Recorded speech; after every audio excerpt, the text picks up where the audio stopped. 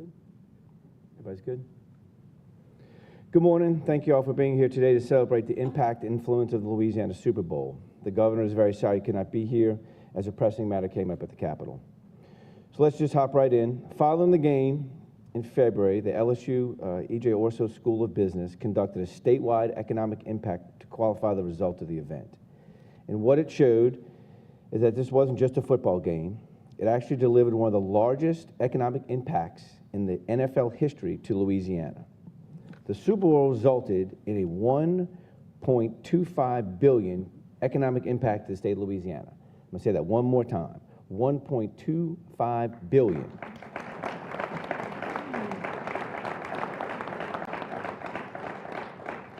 That's the second most financially impactful Super Bowl of all time and more than doubles the impact of the 2013 Super Bowl. The success would not have been possible without the people sitting on the stage here today. Susan Bourgeois, Secretary of LED, thank you. Michael Heck, Greater New Orleans, Inc., and the Super Bowl czar. Marcus Brown, Super Bowl Host Committee Chair. Jay Cicero, Greater New Orleans Sports Foundation. And last but not least, the owner of the New Orleans Saints and the Pelicans, Ms. Gail Benson, without whom and her dedication to Louisiana, this would not exist. Thank you, Ms. Gail. I'd like to take this opportunity to invite Ms. Gail up here to share a few words. Ms. Benson. Thank you, Cameron, and good morning, everyone. I am really very excited to be here with you all today to celebrate the success of Super Bowl 59 and its tremendous economic impact.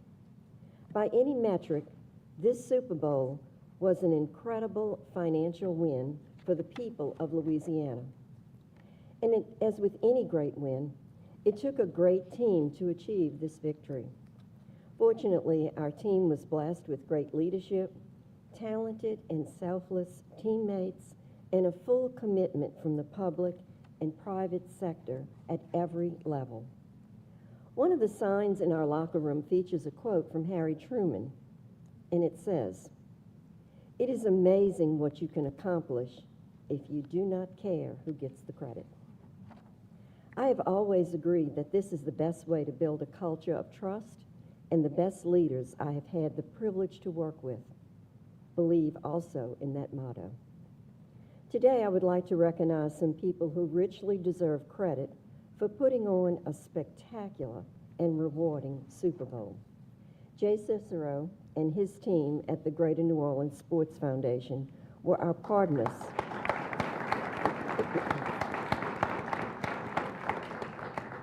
They were our partners in bringing this event to New Orleans, managing and inspiring the thousands of volunteers, putting on events and working around the clock with the NFL to make this the best Super Bowl in history.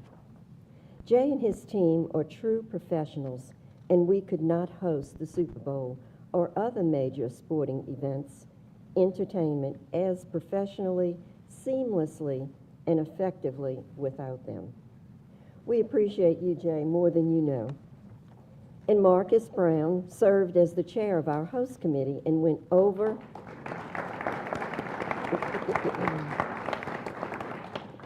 Marcus went over and above in giving his time and talent to leading our group over the years leading into hosting. I am certain that Marcus did not realize how much work it was going to be, but he never complained, never missed a meeting, and offered genuine leadership and wise counsel to host committee and its members through the entire process. We are grateful to Marcus. Thank you. There are no words to show our appreciation to you.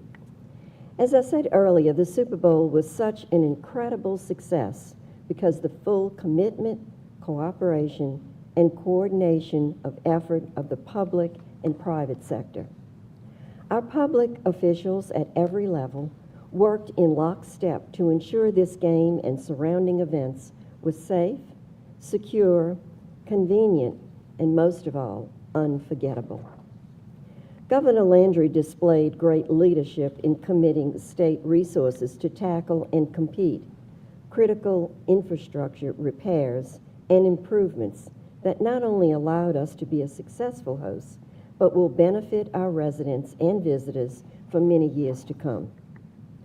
In addition, despite this event taking place just weeks after the New Year's terrorist attack, Governor Landry promised these events would be safe and delivered every health and safety resource at his disposal to keep that promise. My sincere thank you to Governor Landry, and I'm so sorry he couldn't be with us. And I thank you all for the thousands of law enforcement personnel and all those in your administration who kept everyone who participated safe and secure. I would also like to thank and acknowledge our local government leaders in New Orleans, Jefferson, and surrounding parishes for working in such a coordinated and cooperative manner. The communication and complete commitment from government at every level was a model for future hosts and proof, once again, that nobody puts on big events better than we do. I wish to also thank Mayor LaToya Cantrell, President Cynthia Lee Shin, the New Orleans City Council, Jefferson Council, Superintendent Ann Kirkpatrick, Sheriff Joe Lapinto, and members of their team for their tireless and much appreciated work. I would also like to recognize Michael Heck, CEO of GNO, for agreeing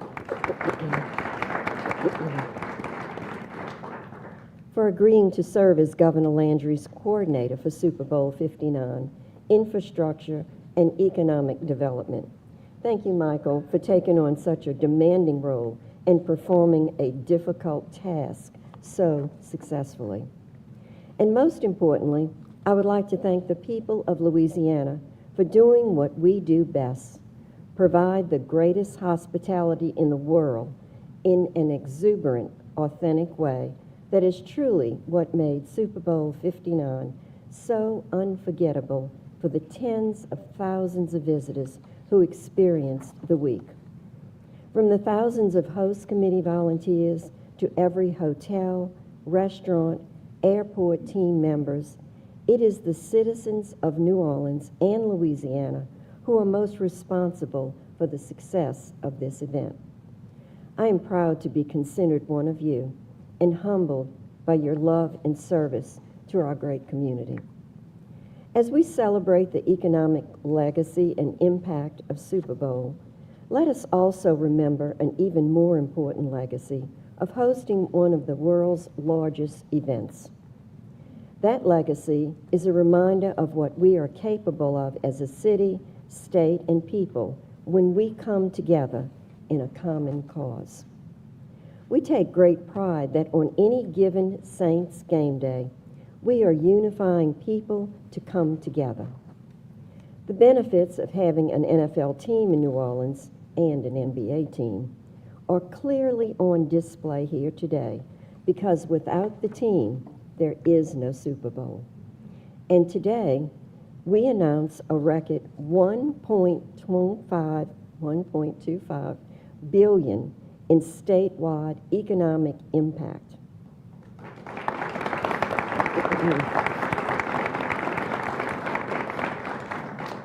I know Cameron said it, but it can never be said enough. 1.25 and $658 million in total spending by the nearly 115,000 visitors that attended Super Bowl week. Add to that a staggering $82 million was generated in state and local tax revenue from hosting the game. I know Secretary Bourgeois will talk in great detail about these numbers. And while the financial impact is amazing, I take the most pride in the fact that we can showcase our great city and state and the great work of everyone here in this room to a global audience. That economic impact is priceless. We have seen it time and time again in times of crises, but we have also proven what we can accomplish by showing off what is best and impossible to replicate about our state. Quite simply, there is no better city, no better state, and no better people to host the Super Bowl than New Orleans.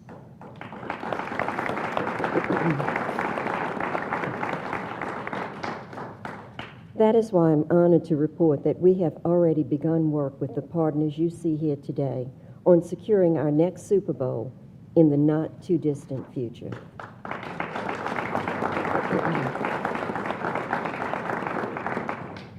While there is much more work to be done and nothing is ever guaranteed, I am confident the experience we collectively delivered to the NFL will prove a powerful and persuasive case that this game belongs back in New Orleans as soon as the schedule allows.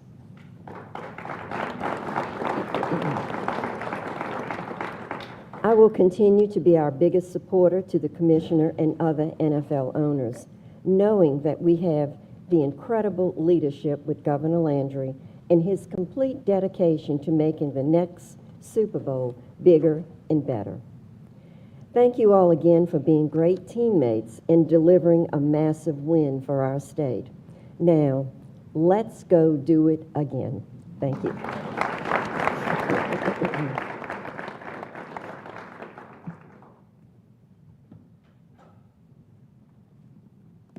Height difference. Thank you so much, Mrs. Benson, for your hospitality, your gracious ambassadorship for our city and our state and all that you do for us. And for Governor Landry, the legislature, and for LED, this event was really never about just 1 week in February. We saw Super Bowl 59 as a strategic inflection point, a platform to launch Louisiana's next chapter. And thanks to our Louisiana Now Pavilion, we did exactly that. Throughout Super Bowl week, over 4,000 business leaders, investors, and innovators visited this multifaceted space. Many of them left seeing our state not just for our music, our food, and our hospitality that they were used to. They saw our talent, they saw our infrastructure, and most importantly, they saw our potential. That includes companies like Hyundai, which was finalizing its decision on where to build its first North American steel mill when they visited our Super Bowl and our Louisiana Now Pavilion. They saw what Louisiana had to offer, and just 6 weeks later, we stood at the White House to announce a $6 billion investment in Ascension Parish. We also used the pavilion in that moment to launch LA.io, our first statewide brand, division, and strategy focused on building a future-ready economy powered by startups and next-generation technology. This is all part of a new model for economic development, one that's proactive, collaborative, and focused on long-term prosperity for all of Louisiana. It is the strategy that is positioning Louisiana to win, and it's everything we do at LED. And this strategy includes our whole-of-government approach. It means infrastructure projects like the $70 billion total in road, lighting, and drainage improvements surrounding Super Bowl venues didn't just beautify, it laid groundwork for permanent economic use. It means safety partnerships between local, state, and federal authorities weren't just about security. They restored confidence in our public spaces. It means the media spotlight, coverage of the Louisiana Now Pavilion alone, reached 210 million people and had a publicity value of more than $6 million. This coverage didn't just tell the story of celebration, it told the story of a state on the rise. Now the question is, where do we go from here? And the answer is simple: we build. We build on the momentum that has gotten us nearly $62 billion in capital investment in less than 18 months. We build on the success of our small businesses like Creativity Justified, one of LED's growth leaders' small businesses, which created the NFL's official New Orleans guide, elevating 59 diverse, locally owned companies in the process. We build on the fact that our project pipeline at LED right now is up 500% since Governor Landry took office. And above all, we build on the pride and the promise of this moment, because Super Bowl 59 wasn't a finish line, it was a starting gun. So let me end with this. To Governor Landry, this initiative would not have been possible without his leadership. To everyone on this stage, your partnership was the cornerstone to this success. And to every Louisianian that played a part, thank you. You showed the world what makes our state special, and you proved that we are more than just a great host for big events. We are a great home for big opportunities. This is Louisiana's moment, and we are, without question, positioned to win. And so what I'd like to do, almost metaphorical, is invite Michael up to wrap up this whole Super Bowl piece and deliver it with a big bow around it. Thank you, Michael. Thank you, Susan, and it's great to be here this morning with with so many friends and really with the team that literally and operationally made this happen. It's awesome to be back together again. When I think about the economic impact of this event, the first way we talk about it is the numbers that President Henry talked about and that Susan talked about, and these are enormous numbers. The 1.25 billion, the 658 million spent. I think the one that actually is the most important to our state, and it kind of gets buried, but it's a headline of 83 million in new state tax revenue and local tax revenue. Those are the funds that we're using to build our schools and our roads and pay for our public services. That's the actual R and the ROI of the Super Bowl.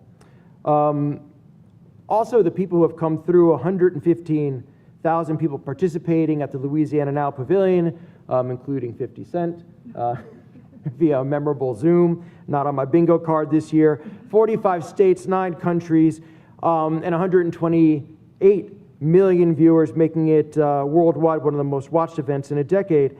So that's kind of the headline, but then you think about the other level of benefits. When you talk about the infrastructure improvements that were done through the support of the city and the state and Sewer and Water Board and the Saints Pelican Organization and Entergy and the Sports Foundation, Arts Council, and many others, this is, we say 550 because that was the original number. I think, Rob, that I gave to you. It actually rose to over 1,000.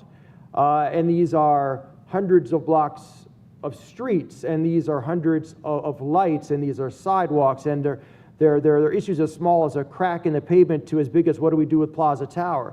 Over 20 new original artwork from pieces of art from great local artists like Terrence Osborne and B. Mike, but also from national artists like Shepard Fairey. These are things that are going to benefit the residents and pay them back for the, for the inconvenience, because we did about maybe 10 years of deferred maintenance in about 6 or 9 months, because they're going to benefit from them for decades to come. So that's one of the benefits. Another part about this that I think we alluded to it certainly when Mrs. Benson talks about the next Super Bowl prospect, is that this was not just about having an outstanding a game. It was not about the one game. It was an audition, absolutely, for the next Super Bowl, to the owners, to Roger Goodell. It was an audition for the next convention that Walt, that you and your team are going to bring in, to the next tourist that's going to come in, to the next economic development prospect that I'm going to work on. There you are, with Secretary Bourgeois, as well as with the Senate President. And so the pressure was not just to have a great week and a great Sunday. There was a lot of future value that was going to come to us if we pulled it off as we needed to, and as we did. But finally, and this is the part that is most frustrating when we talk about the value of doing something like this, and particularly when people say, oh, how much did you spend on it, and what's the return? And they're looking at it in a very singular way. One of the lines that I appreciate most that comes from Governor Landry and his leadership and from Secretary Bourgeois is this need of us to change the narrative, change the way people think about and talk about New Orleans and the region and the state. And what people saw in person and the over 100 million saw globally was a city that looked great, that felt safe, that felt great, that smelled great.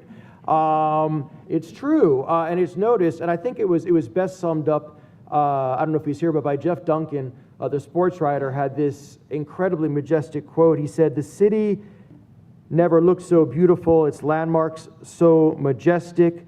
The cathedral, the Sanger, and the Dome were all resplendent. Downtown blazed to life like a Pixar movie. We should all take a bow." And so I'm here today with enormous gratitude to everybody here that created economic benefit to the state on so many, many levels and for so many years to come. It was the honor of a lifetime. It was a thrill. It was a lot of fun. And looking back on it now with the benefit of time, I think there's a real sense of pride for what we did. So we should all take a bow. So thank you so much. Secretary?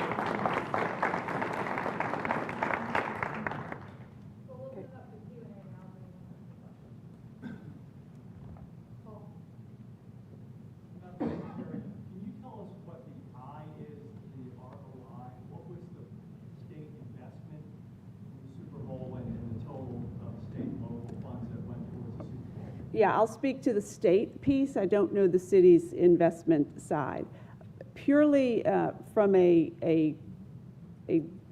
so we spent $10 million, which we supported the Sports Foundation with as part of the host committee package that they matched with an immense amount of private funding and other dollars. And then in the session right before leading up to Michael being asked to be on point with what needed to be done around infrastructure and the work that we were going to do there was an additional $14 million allocated.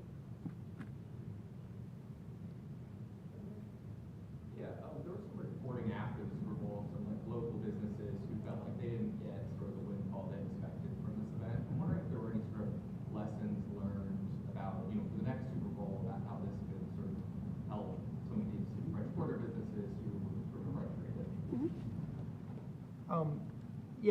Thanks for that question. Let me first say I'm a recovering small business owner. I was in the restaurant business for a different part of my life, and so I have a lot of sympathy and empathy for what these business owners went through. That said, I think it was Dickie Brennan, one of our great restaurateurs, who had a quote. I'm paraphrasing Dickie, but he said, during the Super Bowl, because there's so many activations and because a lot of them are free or people are going to them, there were some great days and some not so great days, but he kind of echoed what I said, which is that the brand benefit that we're getting from this in terms of the tourists and the future conventions and the future dollars that will come into my restaurants, that is the benefit. You have to look at it holistically. That being said, one of the lessons that we learned in terms of infrastructure, and I give a lot of credit here, particularly to Gilbert Montana, who's here with us today, to Joe Threat, who works with him, to the folks at DOTD, is that when there was a disruption, because let's say there was a barricade blocking somebody's business, they began to learn that they could literally text me, and I would make a phone call, and we'd have it moved if at all possible. So there are going to be disruptions, and I think that what business owners want is responsiveness, and I think we got pretty good at that. I think that's the biggest lesson for the future. Obviously, none of this happens without the Saints. Can you speak to where we are in terms of a long-term contract with the state right now?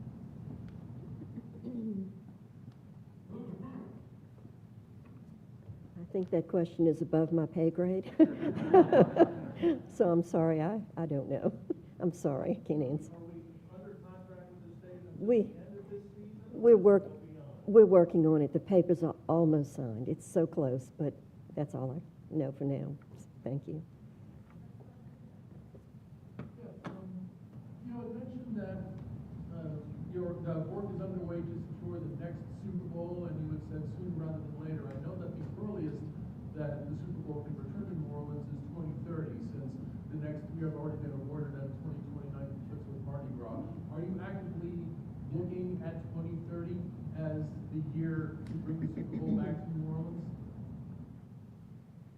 We're not really focusing in on any particular year at this point.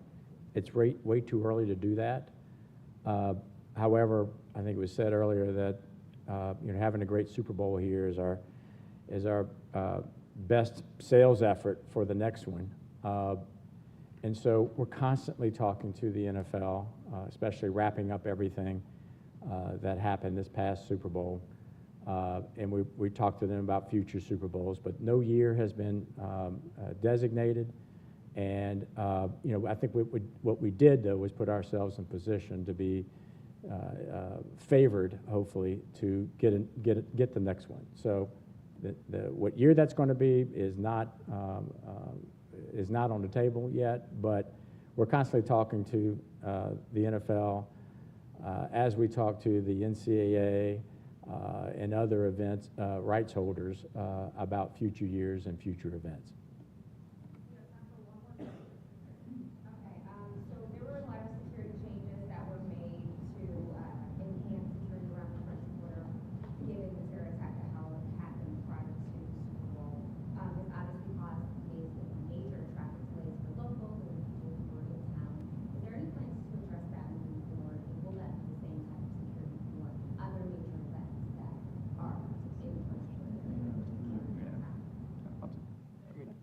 Yeah, I would defer to the city actually on that question. I don't know that I enlist Jay. Yeah, so it certainly is. One thing I can say just to address that, and we purposely after the game walked the full length of Bourbon Street, including the purple carpet, which was a nice touch. And despite, or maybe because of that level of security, the street felt wonderful. People were having a joyous and I think uninhibited time. You can interpret that.